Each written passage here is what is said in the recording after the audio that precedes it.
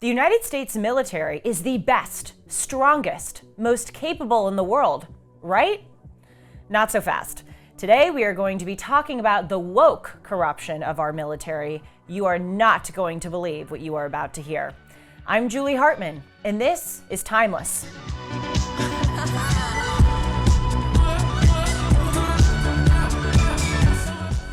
Hey everyone, welcome to Timeless. I hope that you're having a great week. Just a reminder to hit the subscribe button down below so that you can stay notified every time I post a Julie Noted news video or a Timeless episode. And also be sure to follow me on Instagram and Twitter at Julie R. Hartman. You know, I have to tell you, sometimes I feel uncomfortable asking you to do these things, but I really want as many people as possible to see this show. I think I'm talking about some pretty important and good stuff. So please, if you will, hit subscribe and follow me again at Julie R. Hartman. All right, today we are talking about the wokization of our military, which I'm not sure is a word, but it probably will soon become a word because the phenomenon is so rampant. Unfortunately, as we all know, it is not confined to our military. It has infected almost every institution in the United States. But what's a real shame is that if there is any institution that should be free of woke diktats, it ought to be our military. The people who are fighting to protect each and every one of us. Call me crazy, but I am not enthralled with the idea of our men and women in uniform learning more about pronouns than about how to best keep us safe. You'll see in just a few moments that they are indeed learning a lot about pronouns. We're actually going to play a video that is shown to the United States Navy in their gender tolerance training. But first, I want to go through the recent history, like 1950 to the present day, of our adventures or misadventures, if you will, of the United States military. It has not been a good picture over the past century and a half. I would argue that there is a reason for that. The more woke we have gotten, the more we have become focused on leftist policy agendas rather than actual fighting, we have not done as well with that fighting. Shocking, I know, to even say, but it's true. Now, over the past few days, the United States military has been in the news quite a bit. For instance, a senator from Alabama, Tommy Tuberville, has opposed the promotions of over 250 military personnel, including the proposed Joint Chiefs Chairman of the Air Force, General Charles Q. Brown. Now, many on the left, because Senator Tuberville is a Republican, has been saying this guy is so awful, and of course calling him racist, sexist, etc., for not wanting to promote over 250 military personnel.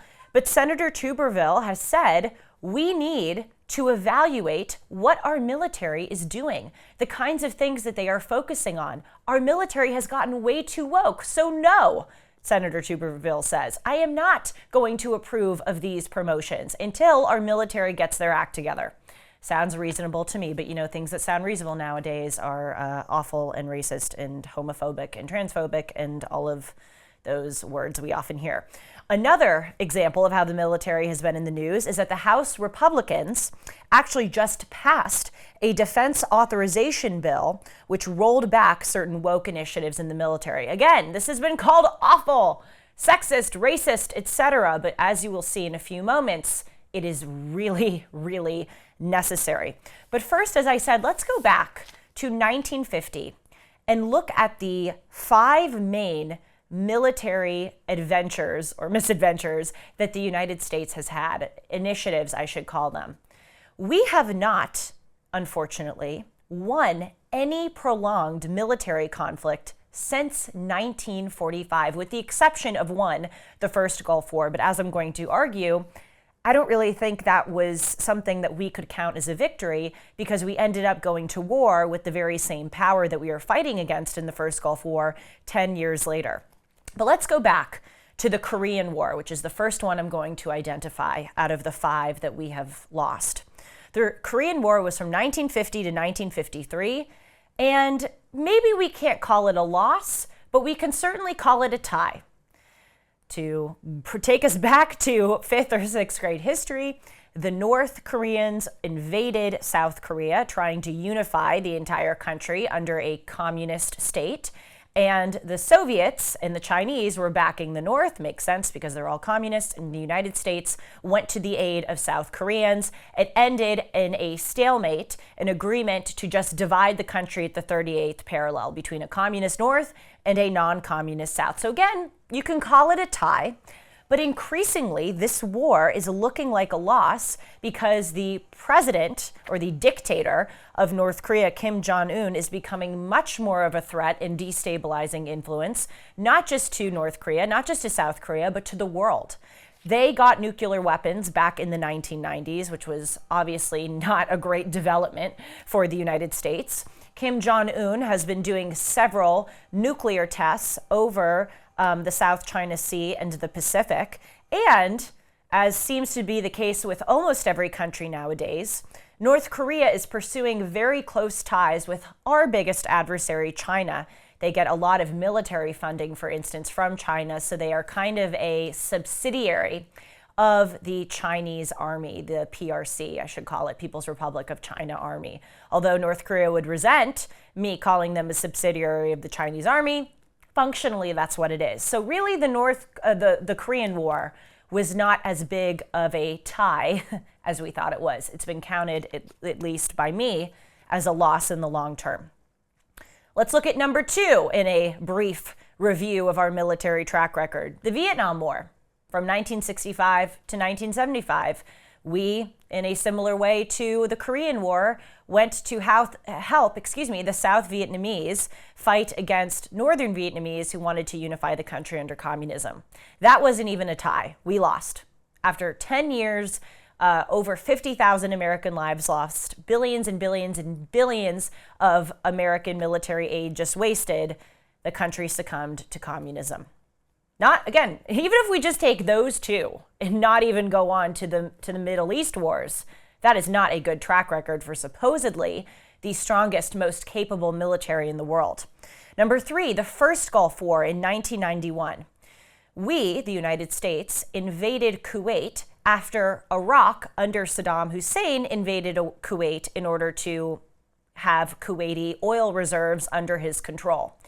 Now, we did win in the sense that we succeeded at liberating the Kuwaiti people and pushing Saddam Hussein and the Iraqi army back to its own territory.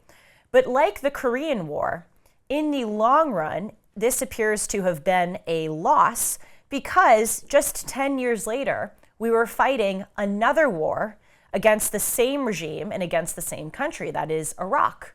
So we didn't really succeed at the objective, which was to put Iraq and Saddam Hussein in its place. We just went right back in to the war with them 12, to be exact, years later.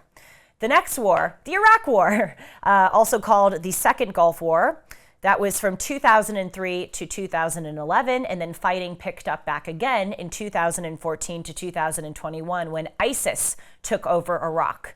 I don't think I need to tell you what a catastrophic failure the Second Gulf War was. 2003 to 2011, yes, we ousted Saddam Hussein, but democracy did not spring up like a flower growing in soil, as many members of our United States government who were in favor of this war thought that it would. And then, as I just said, once American troops were withdrawn by President Obama in 2011, ISIS, the Islamic State of Iraq and Syria, took over Iraq. I actually, on this show, Timeless, interviewed an amazing gentleman, Omar Mohammed, who lived in Iraq during the time that ISIS took over, and he created something called Mosul I, which was an underground resistance movement to the ISIS regime in Iraq. Please do check out that episode. It's a really, really fascinating one. We went back in, the United States, from 2014 to 2021 when ISIS took over. And yes, with the direction, at the direction of Donald Trump and the drone strikes, the United States did eliminate ISIS. Now, Iraq is a client state of another one of our biggest adversaries, Iran.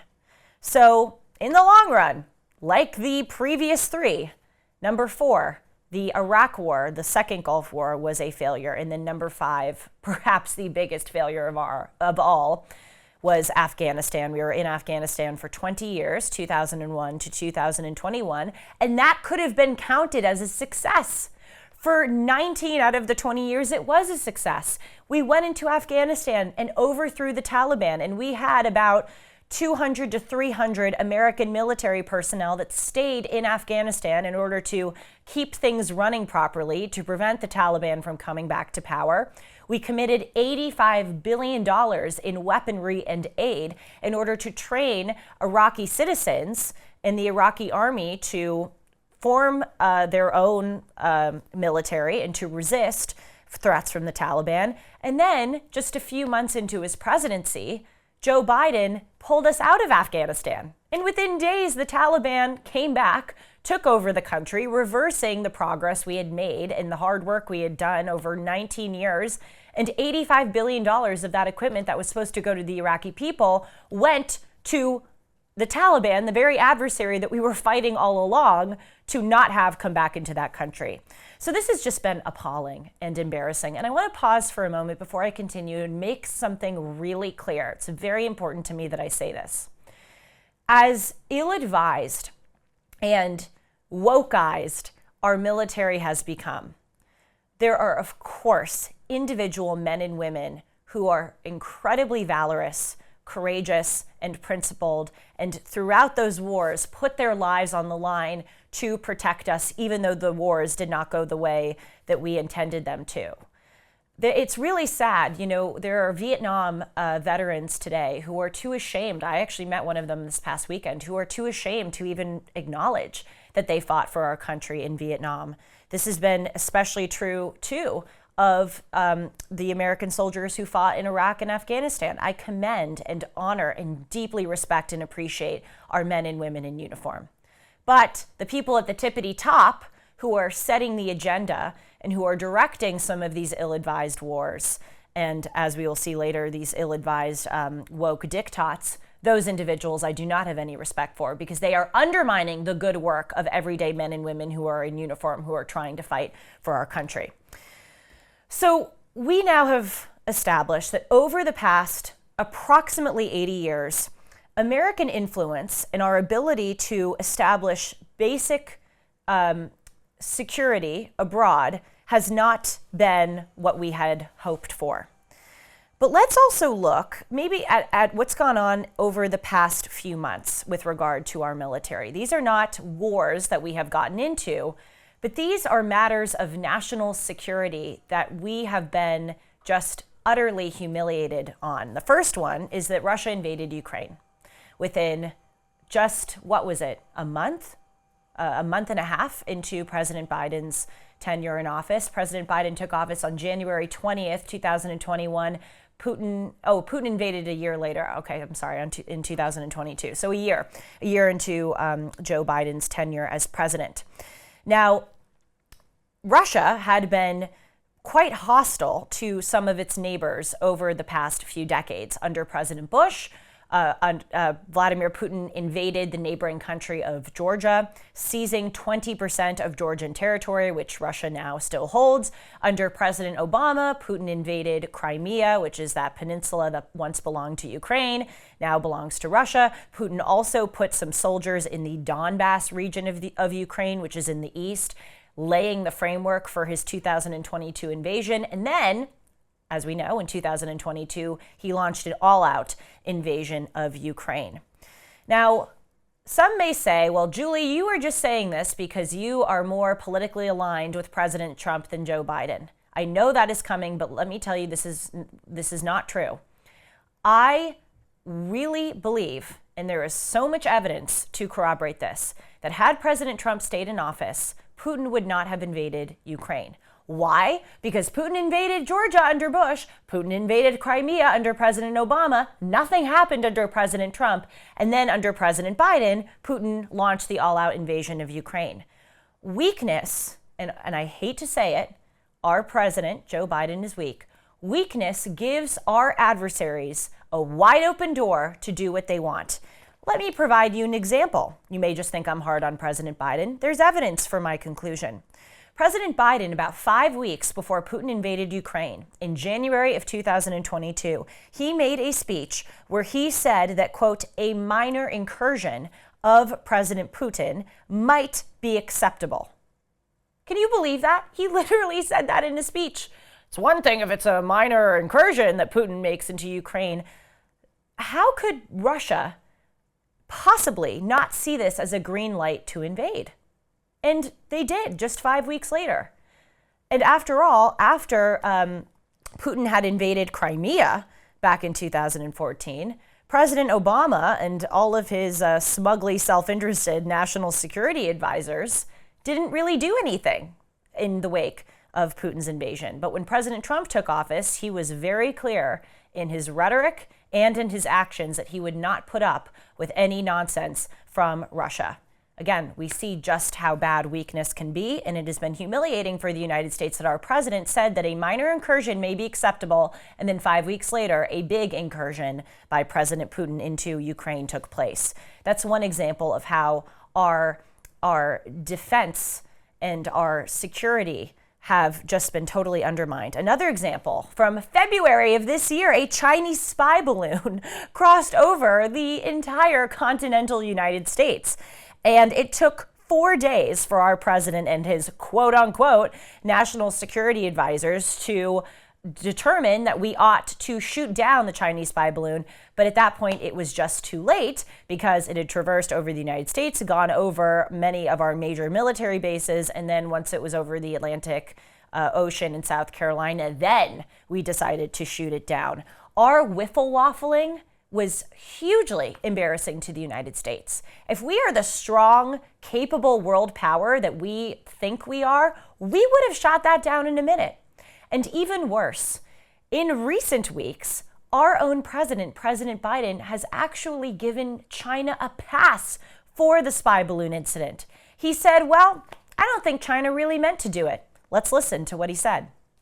I think one of the things that balloon caused was not so much that it got shot down, but I don't think the leadership knew where it was and knew what was in it and knew what was going on. I think it was more embarrassing than it was intentional. And so I'm hoping that over the next several months, I'll be meeting with Xi again and talking about legitimate differences we have, but also how there's areas we can get along. Okay, so let's get this straight. Our biggest adversary sends in a spy device to the United States. Our military, our national security advisors, take 4 days to shoot it down, and then our president is saying that our biggest adversary didn't really know what they were doing. Whatever, doesn't matter.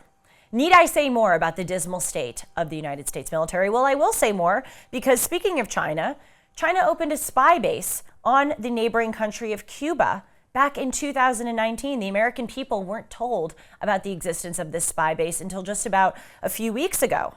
It doesn't appear that the United States government has done anything to punish China or to try to get rid of that spy base or punish Cuba for that matter.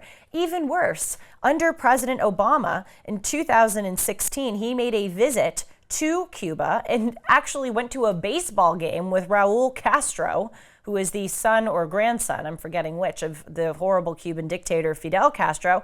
And how did Cuba respond to these efforts of friendship by President Obama? Well, they launched microwave energy attacks targeting United States personnel and their families at the U.S. Embassy in Havana. Americans don't even know about this attack. This was awful. This caused brain injuries, severe hearing problems, viral infections, and not to mention anxiety and PTSD for the Americans who were affected. And now doctors and scientists are saying that such unconventional weapons may have caused the baffling symptoms and ailments that starting in late 2016 hit these 36 American diplomats and their children and their family members who were also exposed to their radiation. So again, need I say more about the dismal state of our military? But again, I will say more because the U.S.-Mexico border is completely open. Let's talk about that. People don't even consider that as a matter of national security, but it is. Since President Biden took office, according to the Department of Homeland Security, over 6 million undocumented immigrants have come across our border. None of them, I repeat, none of them, this is according to the DHS, were tested for COVID-19. Even worse, many of them, not all, have brought in fentanyl, which has quickly, under President Biden, become the #1 cause of death for Americans aged 18 to 45, okay? According to the National Institute on Drug Abuse, the total U.S. drug overdose deaths, which remained steady and showed maybe a little bit of a slight decline in the first few years of the Trump administration, actually increased by 16% in 2021. In President Biden's first year of office, over 107,000 Americans died of drug overdoses, the vast majority being due to fentanyl. The fentanyl, in addition to being funneled across our border by drug cartels, comes from China. It is made and manufactured by China and sent and sold to the drug cartels who funnel it across our border. Are we doing anything about that? Are we doing anything to secure the border or to punish? Are we even putting sanctions on China? It's humiliating. So now that we've established that over the past 80 years, both in our military interventions and in our rhetoric and our reactions to certain encroachments by foreign powers, we have just humiliated ourselves. Let's look at why. This is the big question of today. Well, why has this happened? As I said to you at the beginning of the episode, the more that we have become infatuated with and focused on leftist policy and social agendas, well, the less effective we've become. A division of our military, the United States Pacific Air Forces, has a branch that is is the branch which is tasked with confronting China. And ready for this? It has ordered its senior leaders and commanders to stop using gender pronouns in written formats. And they have said that this shift to more neutral language will, quote, and help improve the fighting force lethality against our enemies. Okay. Right. Adopting preferred pronouns and not referring to people as men and women is really scaring China right now. Boy, they are just terrified of us. I'm reading here from the United States Pacific Air Force's memo that they published on this subject. Quote, "We must embrace, promote, and unleash the potential of diversity and inclusion," which again, they say will be, quote, "a lethal weapon against our enemies." Oh my gosh, I'm laughing so that I don't cry or throw up. Or both. Here's a list of some of the no-nos according to the U.S. Pacific Air Forces. You can't refer to someone as young or old. You can't say that someone is the best male or best female in their squad. You can't say he or she did this. This is our military, everyone. This is our military, okay? I'm going to put links of where this is coming from in the description below so that you all know that I am not making this up, okay? You can't say he or she did this. And also, you can't refer anymore, at least in this branch of the United States military, to people as sergeants because it's unfair for the people who aren't sergeants. Oh, boo-hoo. It makes the people who haven't gotten to that level feel bad, so you can't call them sergeants. But again, this is a lethal weapon that we are using against China, becoming so inclusive and diverse. Again, boy, the communists over there, they are just cowering in fear. The United States Army, which is the entirety, not just a sect, like I was just talking about the Pacific Air Forces, which is one sect. The United States Army, in its entirety, mandates gender identity training for all of the people who are enlisted and trains officers on when to offer their subordinates gender transition surgery. The United States Navy shows a mandatory video to all who are enlisting about how to be tolerant of others by pursuing gender-neutral ways of speaking. Let's listen to the first minute of this video that is being shown to our men and women in uniform. Hi, my name is Johnny and I use he, him pronouns. Hi, and I'm Kanchi and I use she, her pronouns. And we're here to talk about pronouns. What is a pronoun? A pronoun is how we identify ourselves apart from our name, and it's also how people refer to us in conversations. Using the right pronouns is a really simple way to affirm someone's identity. It is a signal of acceptance and respect. If it's a signal of acceptance and respect, how do we go about creating a safe space for everybody? That's a good question. A really good way to do that is to use inclusive language. Instead of saying something like, "Hey guys," you can say, "Hey everyone," or "Hey team." Yeah, and now that you say that, another way that we could show that we're allies and that we accept everybody is to maybe include our pronouns in our emails, or like we just did, introduce ourselves using our pronouns. Okay, so let's get this straight. Let's say China invades Taiwan, which, look, it's not good right now. Hope it doesn't happen, but China has said that they intend to do it. Xi Jinping in the 20th Party Congress back in October said, quote, reunification of the motherland must be achieved. That means Taiwan. Let's say China invades Taiwan.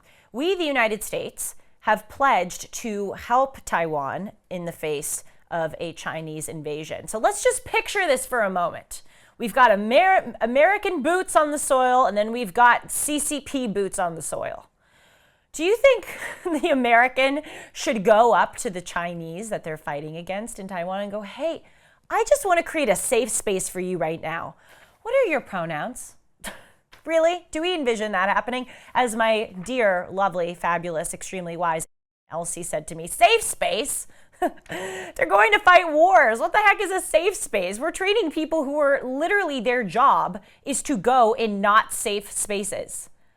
I mean, it's really, really concerning. I mean, look, we're laughing about this, but this is deranged. This is sick, and frankly, this is criminal. That this is what the United States military is being focused on. It is such an affront to the American people who have put our trust into these men and women in uniform to protect us. And again, most men and women in uniform agree with me. They hate this stuff. But the people at the top who are making this happen, shame on them. No wonder Senator Tuberville does not want to promote over 250 military personnel. Coincidence? I think not. Continuing our discussion of how how wokeism has infiltrated our military, let's look at U.S. military schools. So as we know, a lot of men and women in uniform have to travel around, are transferred to different bases. So there is a separate government entity that is outside of American public schools that serves more than 69,000 children of military personnel worldwide. There are 160 American schools worldwide, which is really pretty cool. But here's what's not cool. They are now teaching that America was born, quote, in the original sin of racism, and that the Constitution represents, quote, the fundamental flaw of our country. How do you think that is influencing the children of men and women in uniform? They are being taught that their mother and father is going to serve a country that is inherently racist and defending a document that is rooted in sin. It's, as I said, it's deranged. It's truly deranged, and it's beyond sick. Shall I go on? This department that deals with the military schools across the world, they actually don't encourage children to be American citizens. They affirm the importance of a global citizenship, again, going directly against the reason why these children are abroad. It's just awful. A presenter named Teresa King told this department, quote, global citizenship education is a means to combat such harmful ideas and perspectives as saying the Pledge of Allegiance. This is a presenter that goes and influences the curriculum of the children of American military personnel. And our children of American military personnel are being taught that the Pledge of Allegiance is a horrible thing that they need to not say, okay? So, let's pause for a moment and let's consider what we have just established.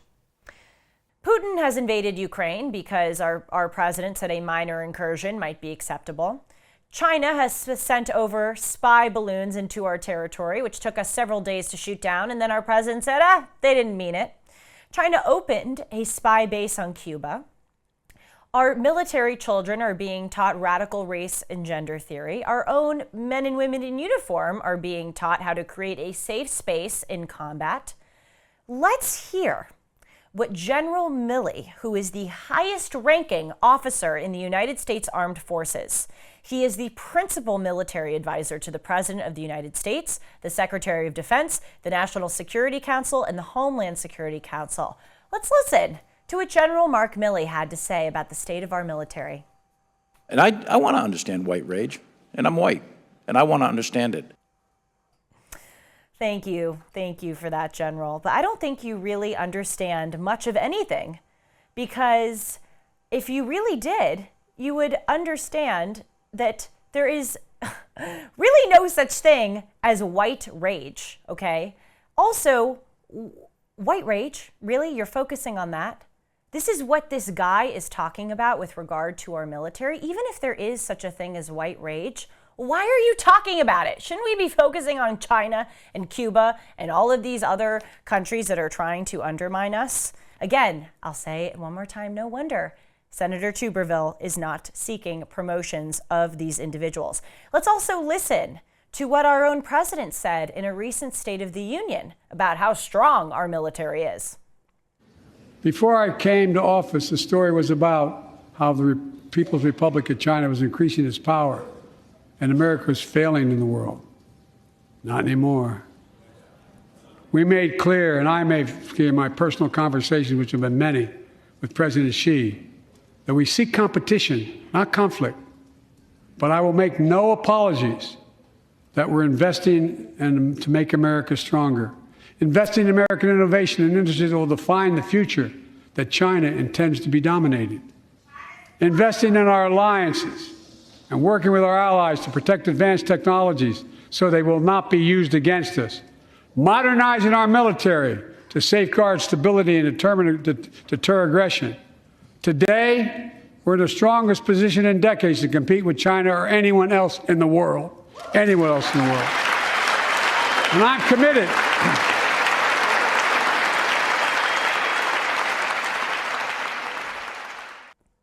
As a final note, to close this episode, I'd like to consider the question, why is this happening? I think that we wonder this often as American citizens when we see the radical things that are being taught in American public schools, when we're seeing that our own president is opening federal diversity, equity, and inclusion agencies, when we see this going on in the military. Why? Because especially with regard to our military, it would seem that we could all agree that the most important thing that we should be doing is focusing on fighting, creating strong, principled, both physically and mentally military personnel. It is not in any of our best interest for our military to be focusing on these woke diktats. So why is it happening? I'm going to give you a worldview that has characterized the way that I view each of these woke infiltrations of our institution. And that is that, unfortunately, these institutions are no longer really interested in doing the thing that they proclaim to do. The United States military, the people at the top, are not really interested anymore on protecting and defending us. The Justice Department and the FBI aren't really interested anymore in investigating crime or prosecuting criminals. We see this with the Justice Department suing the state of Tennessee because Tennessee blocked surgeries for minors who were seeking to get sex change surgeries. That is what our Department of Justice is spending our taxpayer money, their time, their energy doing. Not prosecuting and seeking out criminals, but suing Tennessee for trying to protect children. The FBI, similarly, as I said, is not trying to prosecute criminals or go after people as much anymore. Because in the 2020 election, we know from the Twitter files that the FBI was having weekly meetings with Twitter to suppress conservative content. They suppressed the Hunter Biden laptop story. That was at the direction of the former general counsel of the FBI turned Twitter employee, James Baker. The FBI, also using our taxpayer money, gave a wire transfer of $3.4 million to Twitter. Our institutions aren't focusing on the things that they claim to anymore. Look at the Secret Service with this whole cocaine issue. Cocaine was discovered in the White House. They went, oop, we launched an investigation. There's no video. Hundreds of visitors visit that part of the White House, and sorry, we can't figure it out. Next. The Secret Service is supposed to be uncovering these things, protecting the president, protecting the rest of us, really, and they're not doing it. And as we know, the military is no longer focused on fighting. What these institutions are now doing is that they exist as concierge services and private enforcement gangs for the deep state. That is the American elite and establishment. The American elite now controls each of these institutions, and they are directing their actions in such a way to benefit and increase the American elite's power. Plain and simple. That's what we see with the FBI colluding with Twitter to suppress conservative content. That is at the direction of people at the top who don't want to see President Trump be elected, so they are using the FBI as their tool to enact what they want. That's the same thing with the Justice Department suing the state of Tennessee. And that is the same thing here with the general, the guy who is in charge and the top advisor to the President of the United States, Mark Milley, talking about white rage instead of better reforming our military to be physically and mentally competent. That's because he has people in the American elite whispering in his ear, expecting him to kowtow to their politics. And it's awful. And you know what? What the American elite should see is that paradoxically, they're pushing for their own benefit in the short term will actually kill them and all of us in the long term, if not literally, then figuratively. Weakening our military, weakening the FBI, the DOJ, American public schools, it is not going to work out for any of us, and especially them. I'm sorry this wasn't a more encouraging episode, but I hope at the very least it was informative for you. And please, dear God, keep it in mind as you vote over the next few months. We have elections coming up, both the Senate, the House, and of course, the presidency in 2024. Don't forget just how bad things have gotten. Thank you, thank you, thank you. Reminder to hit the subscribe button down below, and I'll see you all soon. Take care.